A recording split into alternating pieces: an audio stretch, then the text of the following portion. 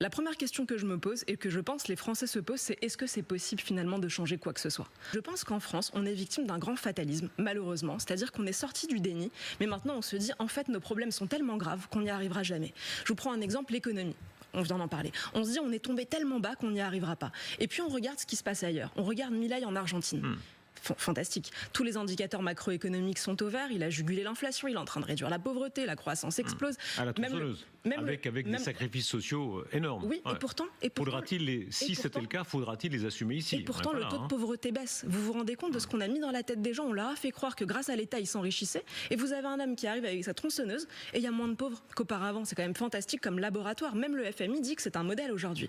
Il y a eu une phrase d'ailleurs savoureuse de Milei qui dit « Vous savez quelle est la différence entre un fou et un génie ? Le succès ». On le prenait pour un fou et aujourd'hui les gens se disent... Ça veut dire quoi que votre famille, selon vous, c'est quoi ? C'est Milei, c'est Trump, c'est Vance ? Ce sont des cousins pour vous ? Je regarde ce qu'il y a de bien partout, je regarde évidemment Mélanie, je regarde ce qui se fait de bien partout. Si on parle de sécurité, on a dit sur l'économie, on regarde un pays où c'est possible. C'est possible rapidement, en un an de pouvoir. Sur la sécurité, on se dit on est tombé tellement bas, on voit cette affaire atroce du rodéo urbain, ce jeune homme qui vient cracher sur sa victime qui est entre la vie et la mort, ce pauvre pompier, et on se dit on est tombé tellement bas, il y a une telle sauvagerie qu'on n'y arrivera jamais. On n'arrivera jamais à relever le pays, se disent certains. Et pourtant, là encore, vous regardez un autre laboratoire, toujours en Amérique latine il se trouve, vous regardez Nayib Bukele au Salvador. Et vous voyez cet homme qui prend le pouvoir à 37 ans, qui arrive dans un pays qui est le pays le plus dangereux du monde selon tous les critères.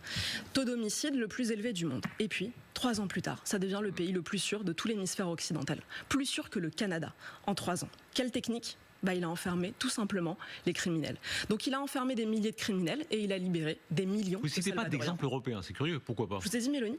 Mélanie, c'est un exemple pour vous ? C'est absolument, c'est un exemple. Alors là, vous voyez pareil, une femme dont on disait qu'elle était radicale, on l'insultait de tous les noms, elle était fasciste, etc. Et puis aujourd'hui, quand vous regardez la presse mainstream, c'est la femme forte de l'Europe.